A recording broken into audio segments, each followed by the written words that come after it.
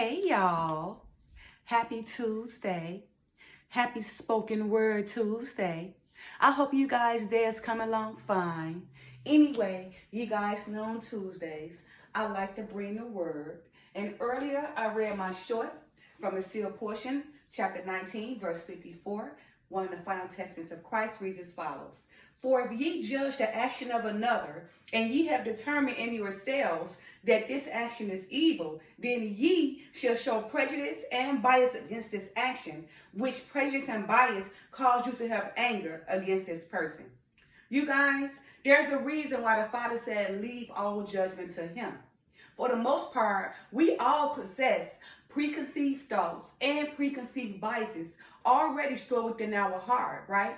You yourselves have already determined if the actions of that person is good or evil, right? So because you have these preconceived thoughts and preconceived biases, it has already caused you to prejudge that person, right? So again, don't be a hypocrite. Leave all judgment up to the Father, because we do not possess such pure hearts where we can judge righteously, okay?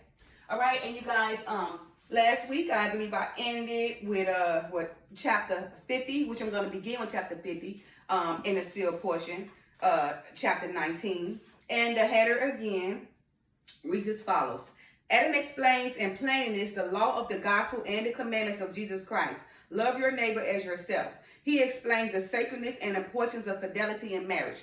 And of course, I haven't got to the importance of fidelity in marriage yet, because again, this chapter go to 90 verses, and right now we're only on verse 50. So it's like I said, it's gonna take me several weeks to get to the end of this chapter. But nevertheless, I want to begin with chapter 50 of sealed portion, verse 19. One of the final testaments of Christ reads as follows. But I say unto you, my dear children, that it is better that ye do not judge at all, but leave all judgment to our Father, who had created us and had given us our free agency to choose for ourselves that which is good and that which is evil. And he loveth all his children, whether their actions be good or whether they be evil. He loveth them the same. For what think ye, that ye are better fathers than our Father in heaven? Again, for what think ye, that ye are better fathers than our Father in heaven? And if one of your children doeth evil in your judgment, do ye love him less than those of your children that do which ye good to be judged? And if ye, being evil fathers, desire good for your children, then how much more would our Father, who is righteous, desire good for all of his children, right? Because of course, our children can do evil, whatever. We can't find no wrong with them, right? But if another person or another child do something evil, we think that person's a devil, right? But that's a hypocrite. The Father, what makes you think you are better than our Father in heaven, right? The Father, remember, is no respect of person, so he loves us all the same. Even if he loves Satan, because Satan was his son also. Verse 52. And it's a hard thing that ye should determine what is good and what is evil on your own accord. For ye know not the circumstance in which the action of another had taken place. And therefore ye have no way to judge righteously whether or not this action is good or evil. For in one circumstance the action could be good, but in another circumstance it could be evil. Verse 53. And if ye judge an action of another to be evil, and it is actually good, then the condemnation rested upon your shoulders for the judgment ye have rendered. And if ye judge the action of another to be good, and it is actually evil, then this condemnation also rested upon your shoulders. So, because we don't judge righteously, we don't possess pure hearts enough to judge righteously, right? If you judge something that's evil for good, the condemnation is going to rest on your shoulders. And if you judge something that is good for evil, the condemnation still don't rest on your shoulders. That's why the Father said, leave all judgment up to him, because of course, for the most part, we all possess preconceived biases and preconceived thoughts already in our heart, which have already caused us to predetermine that person's actions, whether they good or evil. Verse 54, which is my short. For if ye judge the action of another, and ye have determined in yourselves that this action is evil, then ye should show prejudice and bias against this action, which prejudice and bias cause you to have anger against this person. Verse 55. And with this anger ye have sealed yourselves up to the prison, or to the state of misery in the spirit world, of which I have spoken. And ye find out after death that the action that ye have judged was not an evil action. Again. And if ye find out after death that the action that ye have judged was not an evil action, but a righteous action, then ye will not have the power to reconcile with him whom ye have misjudged in the flesh, because ye are in the spirit. So in other words, right now in your flesh, you have the chance, to not judge and repent of those actions. But if you die right now, and you judge, evil for good, you're going to become a spirit. And now that spirit is only going to be tormented because you have no flesh to reconcile, that judgment against that person, right? So that's what I'm saying. Leave all judgment to the Father, right? And let me tell you something. A person that's righteous, right, don't have a reason to be judged, right? There's no reason for them to be judged, because remember, they're not allowing the law to cause them to rebel. The law, have no power over them because they're righteous. Okay. Again, and if ye find out after death that the action that ye have judged was not an evil action, but a righteous action, then ye will not have the power to reconcile with him whom ye have misjudged in the flesh, because ye are in the spirit. And a recompense for this prejudice and bias and anger cannot be given into the spirit world. And ye shall not come out of this prison. Or in other words, ye shall remain in this state of misery until the consequences of your judgment has ended in the flesh. Verse 56. And now, my children, I shall give unto you an example of that which I have spoken, so that ye shall not be confused in this thing. For I have seen this among you, even this judgment which ye have made of something that is good as being evil. And because of this thing that I have seen, and the judgments ye have made, there is much contention among you. And there will be many of you who shall suffer because of these things in the spirit prison, as I have explained to you. So again, when you die, you become a spirit, and based on your works, of this earth, you either gonna be tormented forever, or you either gonna receive eternity. Okay, eternity life. To reign in the kingdom of the Father. But if not, if you live in this world and you judging people, good for evil and evil for good, then that spirit is only gonna be tormented, right? It's gonna be tormented because you can't reconcile what you have done, right? You're not flesh. So you don't have the option, to come to that person or touch that person, do anything, because you're only spirit. And that spirit is only going to receive, all of the evil over and over again that you've done to that person. You're going to become a state of misery in a spirit, right? It's going to relive over and over again, because why? You can't, make that thing right, what you've done to your brother or sister. Verse 57, behold, there are those among you who have condemned others in that which they eat and drink. Yeah, there are those of you who have cursed your neighbors because they eat the flesh of beasts and cook their food, which the eating of flesh and cooking are contrary to the strict laws of health that the Lord had given unto us. And ye believe that because they eat this flesh and cook their food, that they shall be condemned before God and chastised by him.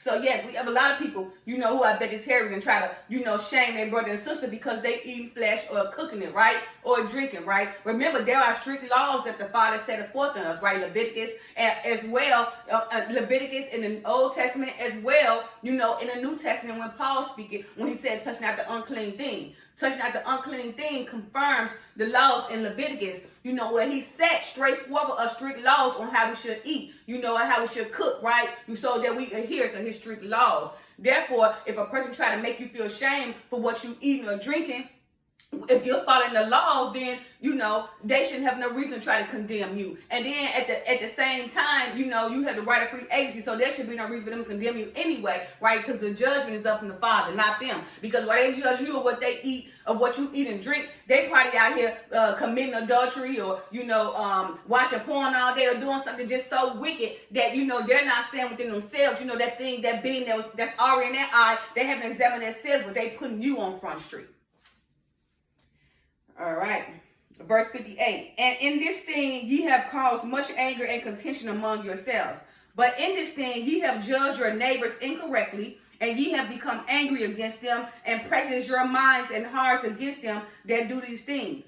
And your children see your examples and grow up with this prejudice already in their hearts. And this prejudice turned them cold towards those things, towards who do the things. Okay, yes. And your children see your examples and grow up with this prejudice already in their hearts. And this prejudice turneth them cold towards those who do the things that your children have been taught are evil. So again, you notice why I say the Father said raise a child righteously, because whether you know or not, whatever you're doing, your child is doing. Your child become you all over again, right? So if he see you unrighteous and evil, what you think that child gonna be? He's gonna be the same thing, because that child is just a clone of you, right? So now, because you already have prejudged people, pre-biases and preconceived thoughts and preconceived evil, that child is learning everything. So of course, when that child get older, they gonna have preconceived biases, preconceived thoughts, and preconceived evil already stored in their hearts, right? To already be angry towards somebody for no reason at all. Verse 59, and because of this anger and this prejudice towards them, ye have caused those who these things that ye perceive to be evil to have anger and prejudice against you.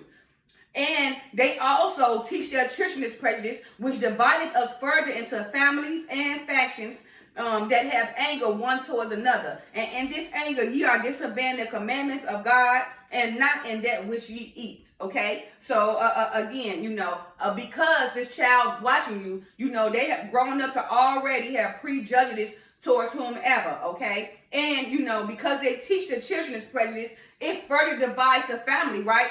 In the generations, right? From generation to generation, right? To have anger from generation to generation, right? And this basically angers the Father, because this is disobeying of his commandments. Because remember, the greatest commandments, is the first one, love the Father with all your mind, body, spirit, and soul. And the second one, just like the first one, love your neighbor as you love yourself. So if you rest on these two commandments, and with love conquers all. Therefore, you don't have to worry about being angry or hate, because that love is going to overcome it. Because you love that person, then you got to worry about being angry toward them, or being biased, or, having a preconceived thought toward them. All right?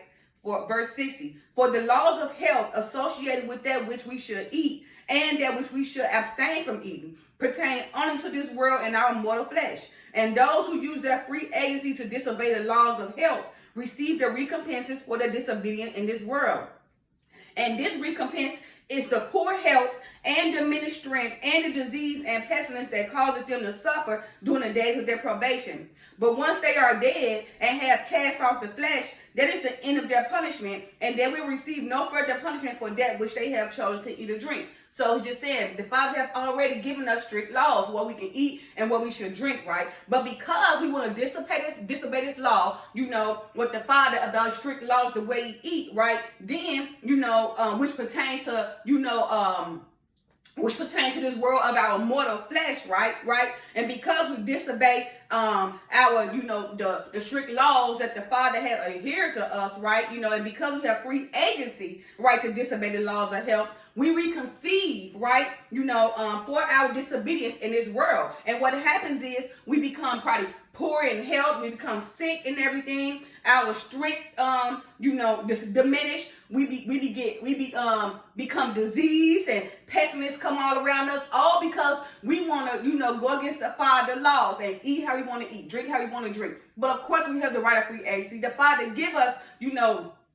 the word to follow and the things that we should eat, so that we don't become sick, poor in health, and diseased, and filled with pestilence, right? But of course, because we had the right of free agency and we decide to disobey the Father's laws, many of us are sick, dead, cancer, AIDS, everything, all because we want to go against the strict laws of what the Father have adhered to us, so we won't be sick, right? All right, verse 61. But those of you that have become angry with them and have hardened your hearts against them because of your prejudice and your bias against the things that ye have judged to be evil, will suffer the recompense of your anger, not only in this life, but in the prison of the next, as I have explained to you. So again, he just saying again, those who have these preconceived thoughts and angry, judging people unrighteously good for evil and evil for good, right? You will suffer the recompense of your anger in the spirit world, right? Not only in this life, but in the prison of the spirit world forever and ever, as the Father has explained to you.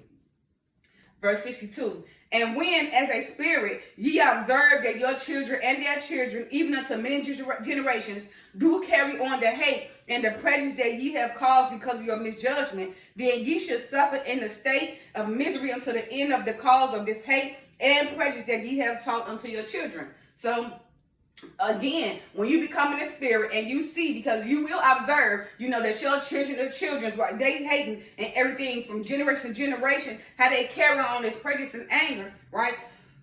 How they carry on this prejudice and anger because of your misjudgment, then you shall suffer the state of misery until the end of the cause of this hate and prejudice that ye have taught your children. Verse 63. Therefore, my beloved children, love one another and do good to each other. And I would that ye should know that it doeth not matter to the Lord what goeth on in the mouth of another according to his free will and choice. But it matters to him how you treat one another, and that is the only thing that matters to him. Okay, so again, let me read that. Therefore, my beloved children, love one another and do good to each other. And I would that ye should know that it doeth not matter to the Lord what goeth in the mouth of another according to his free will and choice, but it matters to him how you treat one another, and this is the only thing that matters to him. So it's in other words, it don't matter what come into you, but how it come out, right? Because just if something coming in you don't mean it automatically defile you, but what comes out is what defile, and that's what matters to the Father. Verse 64, and I would that ye should remember the things that I have spoken unto you regarding the kingdom of God and the different glories that pertain thereunto, which are the glories of the happiness that all the children of God shall inherit according to the individual desires of happiness of each. Remember that I have explained unto you that each of us determined before we was born into mortality, which of these glories of happiness best suited our own desires of happiness. And this time of probation was the time that we will prove to ourselves that the choice that we have made for ourselves is indeed that which we desire. So before we come onto earth, our first estate is the spirit world.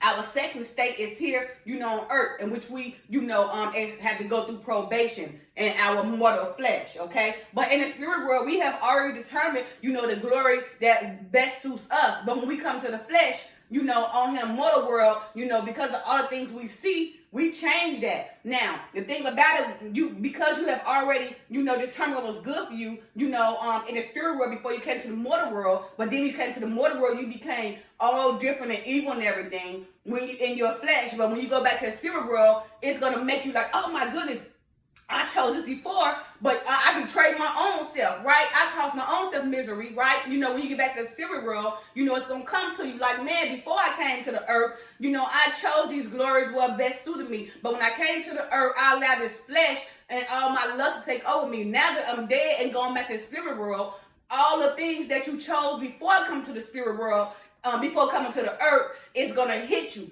Time after again, because you're going to remember, what you chose right before you went to earth. All right. And verse 66. And since each of our desires of happiness are different, then those things that we believe are good for us might be things that are evil unto another. And likewise, those things that might be evil for us might bring happiness to another. And for this reason, it would be hard to make a righteous judgment. But the commandments of the Lord that I am giving unto you at this time must be obeyed by all. For they are truly commandments that will bring us the happiness that we all desire. And if another chooses an action for himself that is not contrary to the commandments of God, even the commandments of his good gospel, which are the commandments, even the commandments of his gospel, which are the commandments that I am giving unto you at this time, then that person is justified in this action and bringeth him joy. Okay, so I'm going to stop right there, but be careful. We don't, be careful, how we make decisions right now during our mortal flesh, because whether you know it or not, remember our first estate was the spirit world, our second estate was here in flesh, mortal, right? And this is our probation. Now probation determines which of the glories we're going to go to when we leave this earth and go back to the spirit world. But keep in mind, during that time in our first estate in the spirit world, we chose the glories on what best suit us. We said all these things before we came to the earth on how we're gonna love people, how we're gonna love our brother and sister, how we're gonna be righteous, right? And how we chose the glory, for us before we even came to this earth. But when we came to this earth, and because of all these material things and all the lust of our flesh, right, caused us, to become indifferent to what we chose before in our first estate. So in our second estate here on earth, in our probation, we start just letting our lust overcome us, right? So now, because we allow our lust to overcome us, and now we done treated our brother with anger, judge unrighteously, just